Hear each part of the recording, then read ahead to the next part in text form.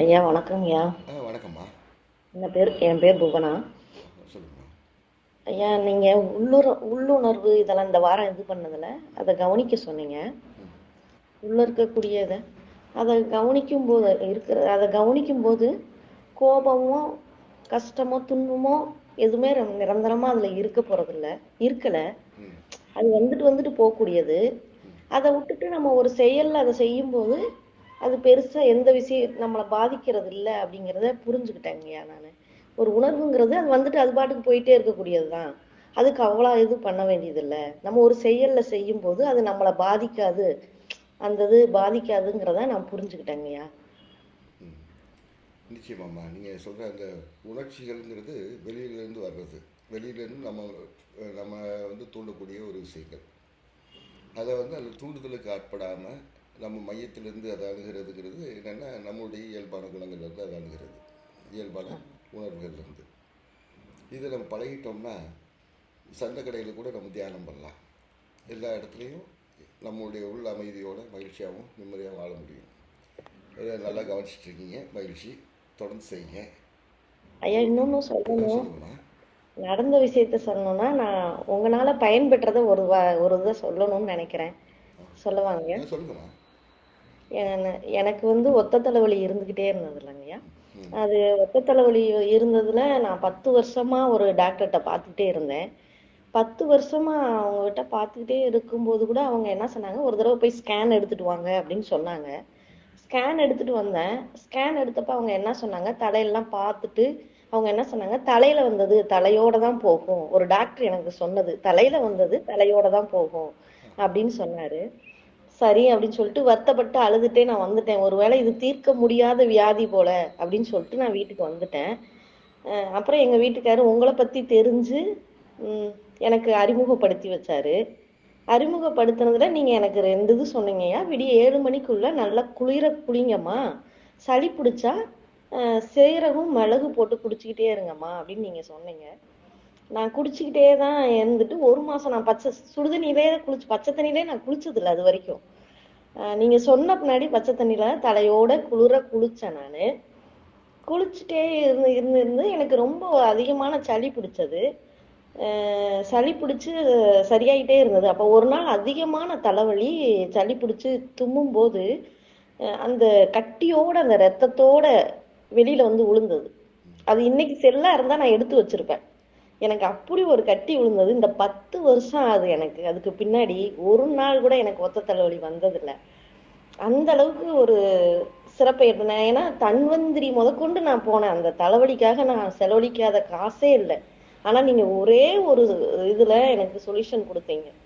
அதை மத்தவங்களுக்கும் தெரியப்படுத்தணும். காசை வந்து ஒரு மருத்துவத்துக்கு கொண்டு போய் அவ்வளவு கொடுக்குறாங்களே, அந்த காசு மருத்துவத்துக்கு கொடுக்காட்டி எவ்வளவு நம்மளுக்கு பயனுள்ளதா இருக்கு.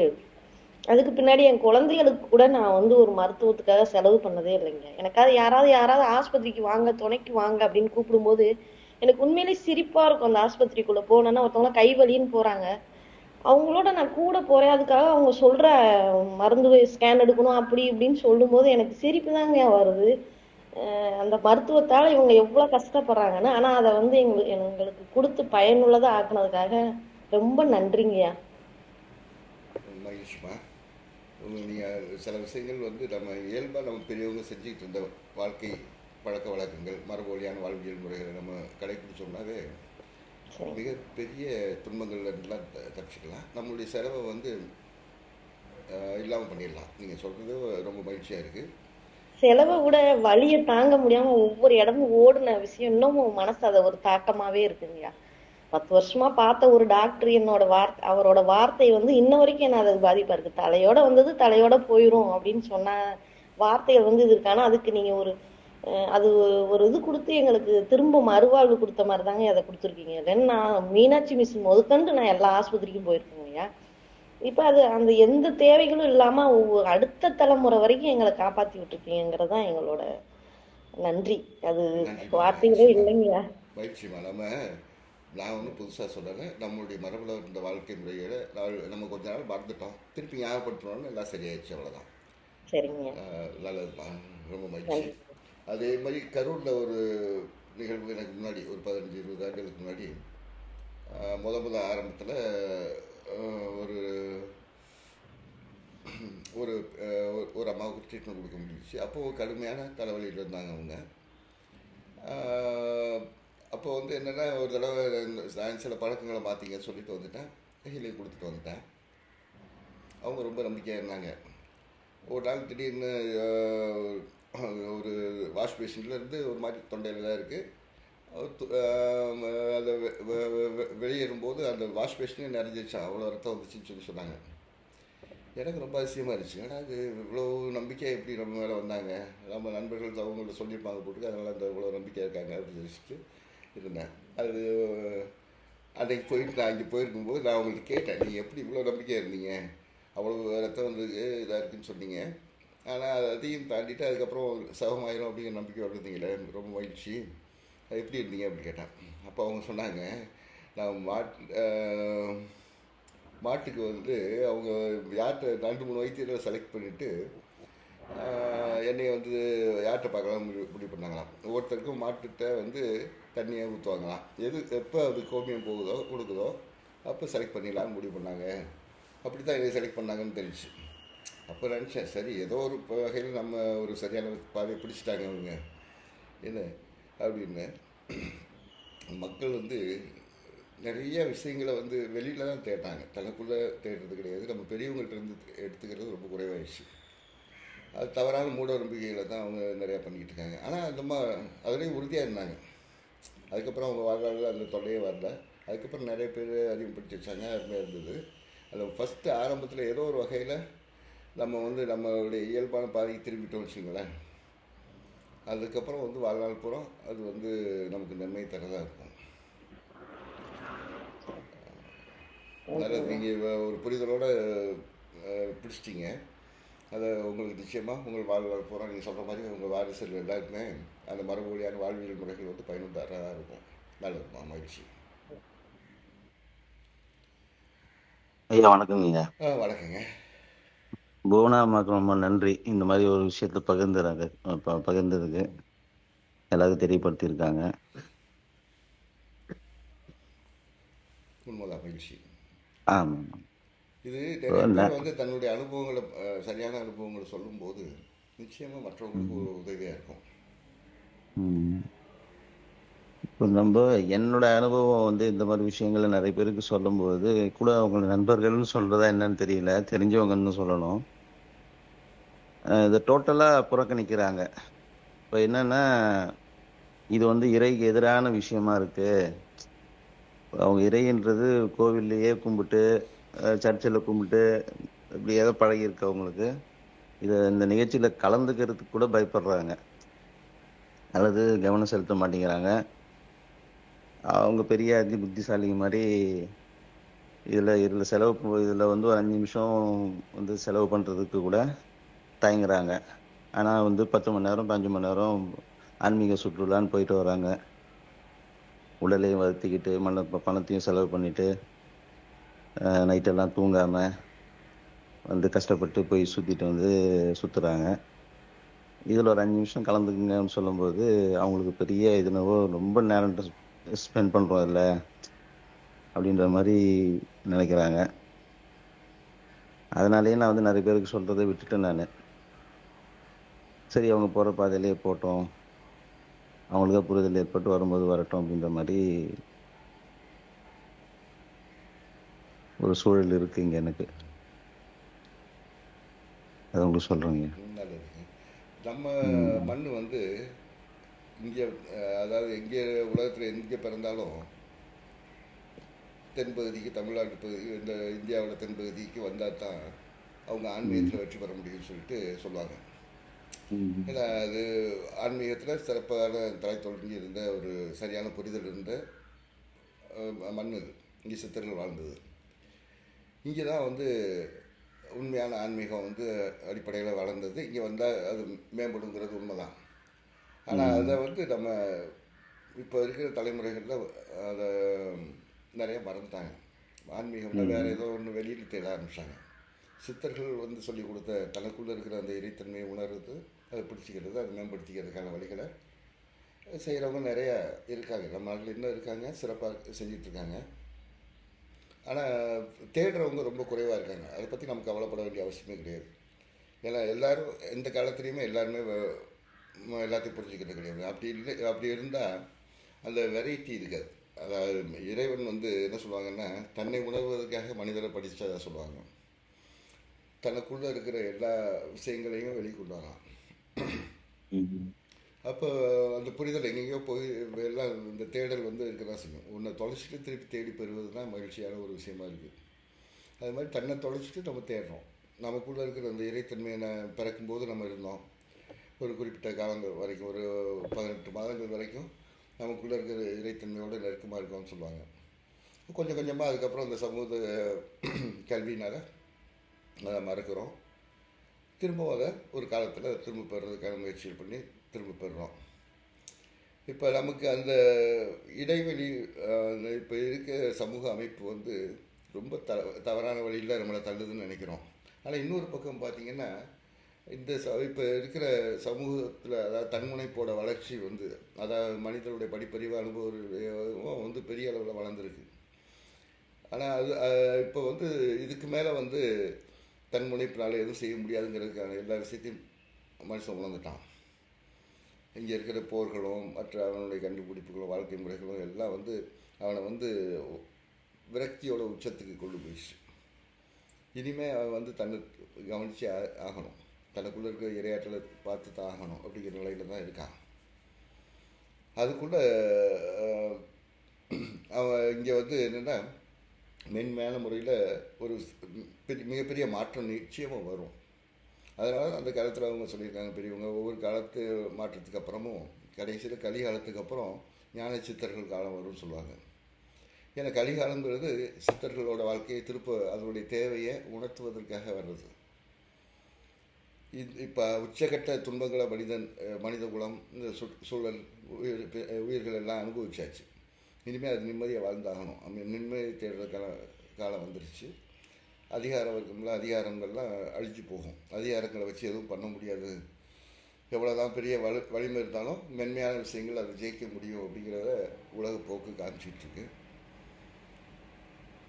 நல்ல மாற்றத்தை எதிர்பார்ப்போம். அதுக்கு நம்மளும் வெற்றிடுவோம். மாறிடுவாங்க, நிறைய மாறிடுவாங்க, நிறைய மாற்றங்கள் வரும்.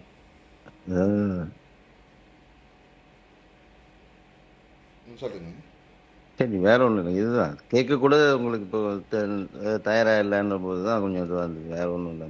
இல்லை, தேவைகள் இருக்குது. இப்போ அதான் சொன்னேன்ல, இப்போ என்கிட்ட வந்து தடுக்கி விழுந்து வந்தவங்க நிறைய பேர். அதாவது மாட்டுக்கு கோமியம் கொடுத்துட்டு வைத்தியரை செலக்ட் பண்ணாங்க. ஆனால் அது பிடிச்ச பிறகு அவங்க மாறிட்டாங்க. இனிமேல் அவங்க குடும்பத்தில் யாரும் வந்து வெளியே போக மாட்டாங்க. இப்போ அவங்களுக்கு ஒரு அனுபவம் தேவை. அந்த அனுபவத்தை ஏதோ ஒரு வகையில் இரையாற்றல் கொடுக்குது. நிச்சயமாக அது பயனுள்ள மாறிடுவாங்க.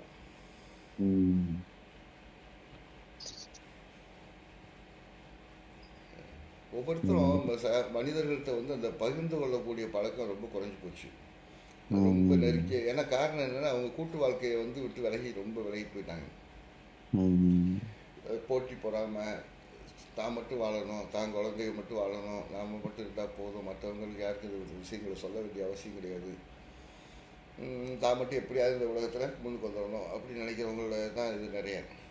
இப்போ பாருங்கள், நீட்டுக்கு அழகிற ஆட்கள் எத்தனை பேர் நம்ம பிள்ளைகளை எப்படியாவது நீட்டில் படிக்க வச்சு ஜெயிக்கணும் அப்படின்னு நினைக்கிறாங்களே ஒழிய மனுஷங்களாக வாழணும்னு யார் நினைக்கிறா?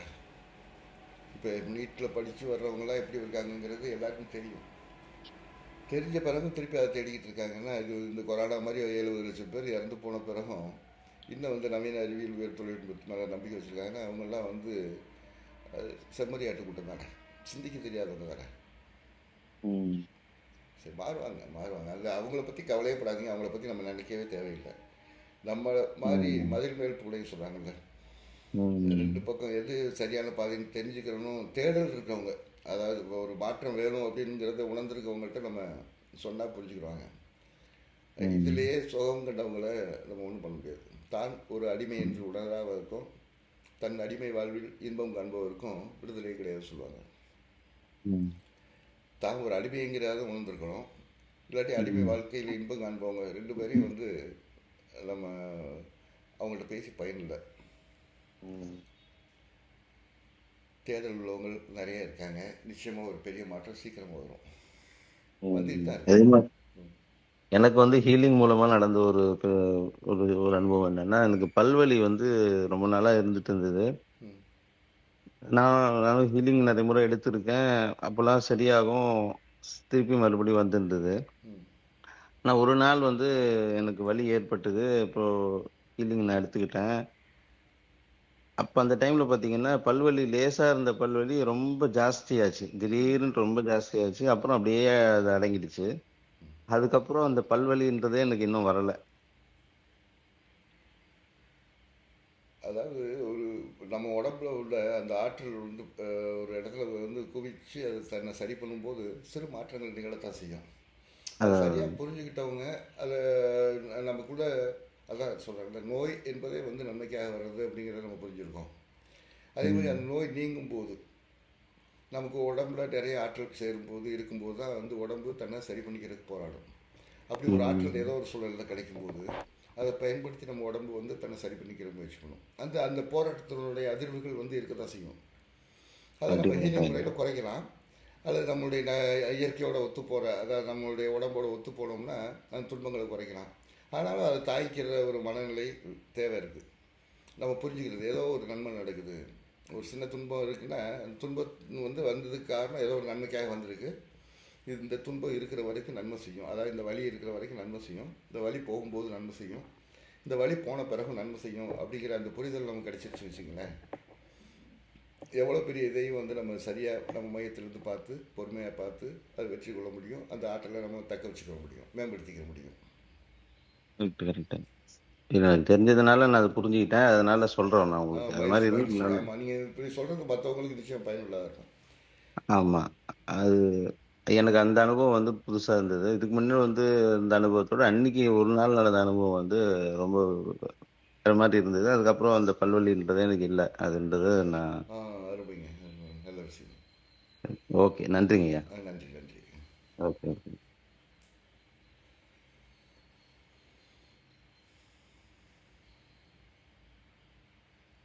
வணக்கங்க ஐயா.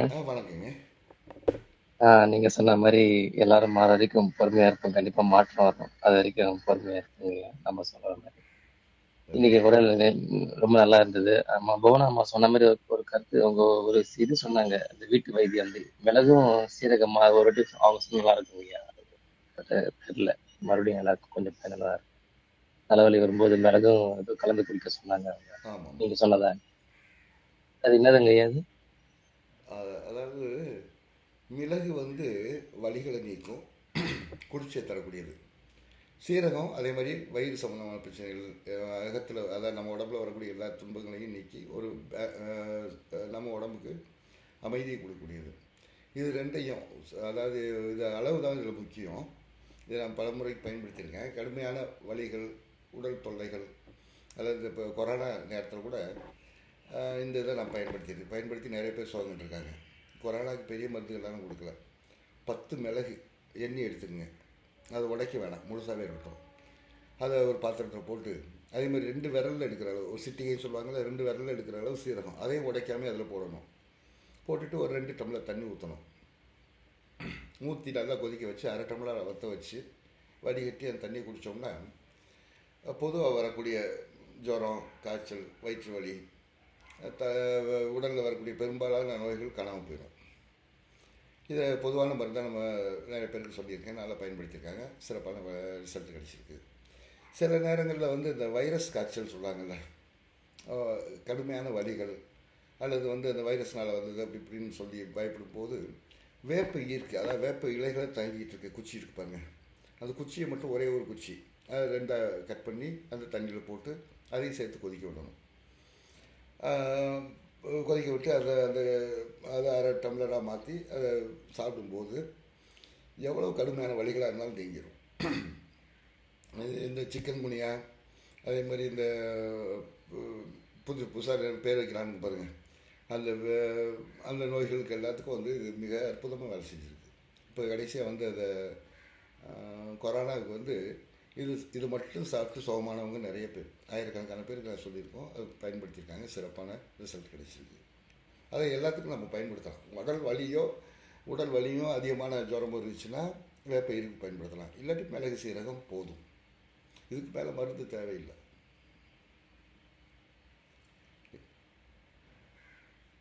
ஐயா இப்ப இந்த அளவு குழந்தைங்களுக்கு இதுங்களா இல்ல குழந்தைங்களுக்கு இந்த மிளகு சீரகம் குழந்தைகளுக்கு இதே கொடுக்கலாமே. ஏன்னா குழந்தைகள் நம்ம வந்து மிளகு சீரகம் உடைக்காம தான் போடுறோம், அதனால காட்டம் அதிகமாக இருக்காது. வேப்ப இருக்கு ஒன்று தான் போடும்போது கசப்பும் அதிகமாக வராது. வேப்ப இருக்கு தேவைன்னா மட்டும் போட்டால் போதும். ரொம்ப கஷ்டப்பட்டாங்க, ரொம்ப ஹீட்டாக இருக்குது உடம்பு, இல்லாட்டி ரொம்ப வலியில் இருக்காங்க அப்படின்னா அதை வேப்ப இருக்கு பயன்படுத்தலாம். இல்லாட்டி வேப்ப இருக்கு தேவையில்லை, மிளகு சீரகம் மட்டும் போதும். கை குழந்தை கூட கொடுக்கலாம், ஒன்றும் தப்பு கிடையாது. இதில் அவங்களுக்கு அளவு கம்மி. அவங்களுக்கு நீங்கள் 1/2 டம்ளர் ஆக்கி அதில் 1 ஸ்பூன் 2 ஸ்பூன் கொடுத்தீங்கன்னா வேலை செய்யும். காட்டம் இல்லாததுனால உடம்புலையும் எந்த பாதிப்பும் இருக்காது. அவங்க சாப்பிட்றது எளிதாக இருக்கும்.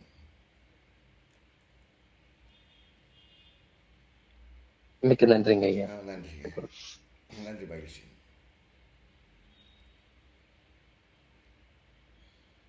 ஐயா வணக்கம். வணக்கம் ஐயா. பன்னீர்செல்வம். வணக்கம் சொல்லுங்கள். இந்த பூனாம்மா சொன்னாங்க, அதுவும் நல்ல சிறப்பு. அவங்களுக்கு ஒரு நன்றி சொல்லிக்கிறேன். நம்ம உதயகுமார் ஐயா ஃபீல் பண்ணுறாரு பொழுது அடுத்தவங்க சொன்னால் எடுத்துக்க மாட்டாங்கன்ட்டு. அடுத்தவங்க சொன்னால் எடுத்துக்கக்கூடிய ஒரு ஆள் நான் தான். நான் பண்ணிக்கினா அவர் ஃபீல் பண்ண தேவையில்லைங்களே. அவர் சொல்லிதான் நான் இந்த இரையாற்றலுக்கே வந்தேன். அதில் நான் பயணிச்சிருக்கு நல்ல நிறைய மாற்றங்கள் வந்திருக்குது. அவர் சொல்லித்தானே நான் செஞ்சேன். அவர் ஏன் அவர் கஷ்டப்படுறாருன்னு தெரியல. அடுத்தவங்க சொல்றது ஏத்துக்கிறவங்க ஏத்துக்காதுன்னு சொல்லட்டும். எவ்வளவு பேருக்கு சொல்றாரோ சொல்லிக்கிட்டே இருக்கட்டும். ஏத்துக்கிறவங்க ஏத்துக்காதுன்னு போட்டோம். அதை பத்தி நம்ம கவலைப்பட வேண்டியது இல்லை. ஆமாங்க. இப்போ இந்த மிளகு சொல்லுக்கும் ஒரு செயலுக்கும் பலன் நிச்சயம் கிடைக்கும். கொஞ்சம் கண்டிப்பா உண்மை. இப்ப அவர் சொல்லி நான் எடுத்துக்கிறேன், அதே உதாரணமா எடுத்துக்கலாம்ல. நான் கேட்டு நடந்ததுல நான் அதை பயணிச்சேன் இல்லையா. ஆமா. அது மாதிரி சில பேர் இது பண்ணுவாங்க. வராதவங்களுக்கு பத்தி கவலை வேண்டியது இல்லை, நம்ம கவலைப்பட வேண்டியதே இல்லை. அவங்கதான் கவலைப்படணும். நாங்க ஆமாங்க. அப்புறம் அந்த மிளகு சீரகம் சொன்னீங்களா, உண்மையில பயனுள்ளது ஐயாது. ரொம்ப சிறப்பு வாய்ந்தது. அது நம்ம மக்கள் என்ன நினைக்கிறாங்கன்னா, போய் ஜுரம்னா கோல்டு ஜலதோஷம் வந்துச்சுன்னா ஊசி போட்டோமா சரியா போயிடுன்னு நினைச்சுக்கிறாங்க. அது சரியா ஆகாது. அது உள்ள இருக்கிற இது குப்பையை வெளியே வர விடாம தடுக்குது மாத்திரை மருந்துகள். ஆனா இந்த மிளகு சீரக கஷாயம் உள்ள இருக்கிறதுல வெளிப்படுத்தும். அது நிறைய நான் அனுபவிச்சிருக்கிறேன். அது நல்லா. ஏன்னா எங்க சின்ன வயசுல எங்களுக்கு உடம்பு சரியில்லை, எங்க அம்மா அப்படிதான் அந்த மிளகு பொங்க வச்சு அந்த கஷாயத்தை கொடுப்பாங்க. அதை குடிச்சிட்டு கொஞ்சம் சர்க்கரை வாயில போட்டுருவாங்க. அது மாதிரி அதை அனுபவிச்சுக்கிறோம் சின்ன வயசுல. அது சிறப்பு வாய்ந்தது. அதெல்லாம் மறந்ததுனால்தான் நிறைய நோய்கள் இப்போ வந்திருக்குது. நம்மளுடைய மரபு ரொம்ப அருமையானது. ஆமா, அதனால மறந்ததுனாலதான் நமக்கு ஏகப்பட்ட நோய், கண்ணுக்கு தெரியாத நோய்கள்லாம் வந்திருக்குது. அதெல்லாம் பயன்படுத்துறோம்னா நமக்கு எந்த நோயிலும் சிறப்பா இருக்கலாம். ஆமாங்க. நன்றிங்க ஐயா. நன்றி. சொல்லுவாங்கல்ல, எளிதாக மூல் பரம் கொள்கை அப்படிம்பாங்க. ஆமாங்க. கடுமையான விஷயமா இருந்தாலும் எளிமையா தீர்க்கிறதுக்கான. அது எளிமையா போறது அது நமக்கு மக்களுக்கு தெரியல, புரியல. அது நம்ம பெரிய வேலையா நினைச்சிருக்காங்க. அது போக போக புரிஞ்சிடும், அவங்களுக்கு புரிஞ்சிடும். நன்றி ஐயா. சிறப்பு ஐயா. சிறப்பு. மகிழ்ச்சி.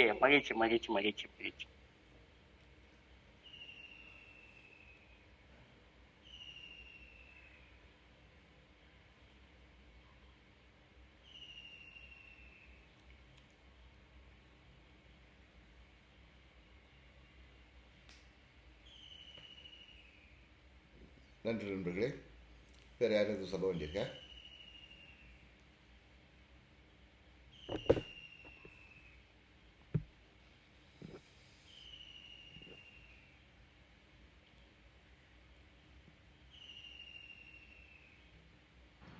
வணக்கம் ஐயா. வணக்கம்மா. நான் போனாவோட பொண்ணு ராஜராஜேஸ்வரி. சொல்லுங்கம்மா. நானும் இதுல கவனிச்சுட்டு தான் இருக்கேன். எனக்கு இடையில ரொம்ப காய்ச்சல் வந்துச்சு. காய்ச்சல் வந்தப்போ நான் உங்ககிட்ட சொன்னேன், நீ பொறுமையா இருப்பான்னு சொன்னீங்க. அப்போ எனக்கு என்னன்னா, உடம்பு தன்னைத்தானே சரி பண்ணிக்க கூடிய ஆற்றல் உடம்புக்கு இருக்கு. நம்ம கொடுக்குற மருந்து அதுக்கு துணை செய்யுது அப்படிங்கிறத நான் புரிஞ்சுக்கிட்டேங்கய்யா. நல்லது. அப்போ வந்து எனக்கு எனக்கு உடம்பு வந்து இங்க நிறைய சென்னை வந்ததுக்கு அப்புறம் நிறைய சிக்கன் சாப்பிட்டு என்னோட ஷேப்பே வேற மாதிரி இருந்துச்சு. காலெல்லாம் வீங்கி ஒரு மாதிரி. மிளகு சீரக கஷாயம் மட்டும்தான் குடிச்சேன். நான் எவ்வளவோ எக்ஸசைஸ் எல்லாம் பண்ணேன். எனக்கு அந்த உடம்பே குறையல. அது குடிச்சதுமே என்னோட இப்போ உடம்பே நார்மலா எப்படி இருக்குமோ அதே மாதிரி ஆயிடுச்சுங்கய்யா. எங்கெல்லாம் அதிகமான அந்த இது இருந்துச்சோ அதெல்லாம் போயிடுச்சு. தலைவலி அம்மாக்கு மாதிரியே எனக்கும் இடையில வந்தது. அந்த தூங்குற டைமு காலையில குளிக்கிறது மட்டும் சளி அவ்வளோ சளி வந்து இப்ப எனக்கு ரொம்ப நார்மலா இருக்குங்கய்யா. 6:30 மணிக்கு மேல என்னால குளிக்காம உட்காரவே முடியல. அந்த அளவுக்கு உடம்பே மாறிடுச்சுங்கய்யா. ரொம்ப நன்றிங்கய்யா. மகிழ்ச்சிமா. அருமையான அருமையாக நீங்கள் அதை நடைமுறைப்படுத்தியிருக்கீங்க. ரொம்ப அதனுடைய சிறப்பை நீங்கள் உணர்ந்து பயன்படுத்துறது வந்து ரொம்ப மகிழ்ச்சியாக இருக்குது. நிச்சயமாக அது உங்களுக்கு நண்பர்களுக்கும் மற்றவங்களுக்கும் எல்லாருமே பயனுள்ளதாக இருக்கும். நன்றிங்கய்யா. நன்றிம்மா.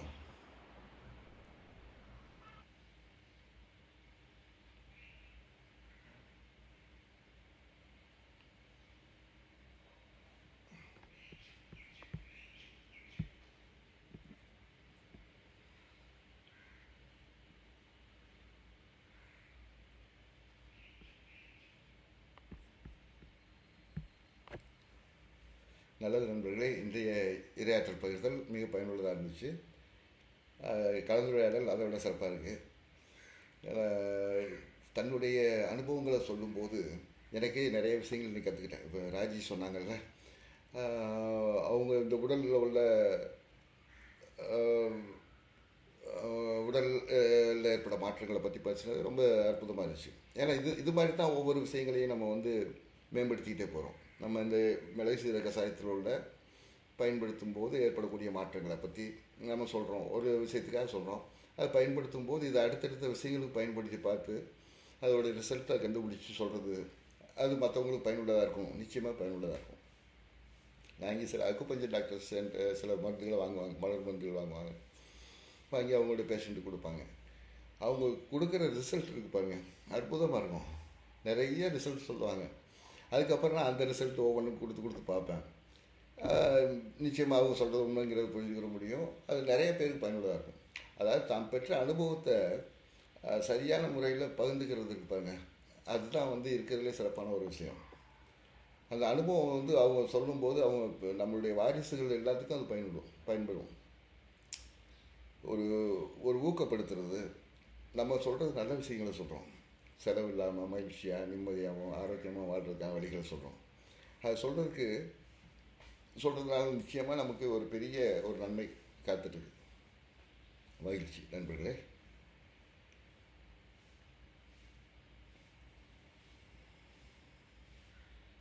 வேறு யாராவது சொல்ல வேண்டியிருக்கா?